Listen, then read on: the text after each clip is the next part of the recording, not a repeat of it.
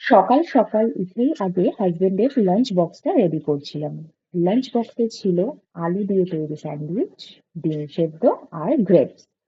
Generally bread খেতেও prefer করে না টিফিনে, বাট ঘরে ছিল, ব্রেড ওভার হয়ে যেত তাই ইউজ করে নিলাম।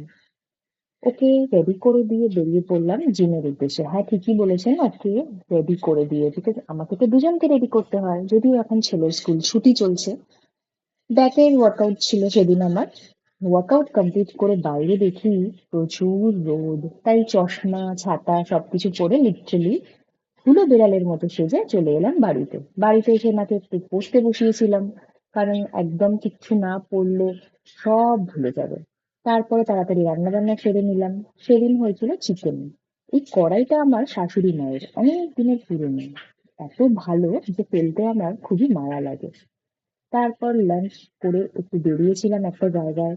সেখান থেকে এসে দেখুন মেকআপ তোলারও টাইম নেই, আগে ঢুকতে হবে রান্নাঘরে, বিকজ ছেলে রাতের খাবার রেডি করতে হবে। সব কাজ বাজ সেরে যখন বারান্দায় পৌঁছালাম, দেখলাম এই চাঁদটা লিটারালি ভুতুড়ে সিনেমার মতো দেখতে লাগছিল।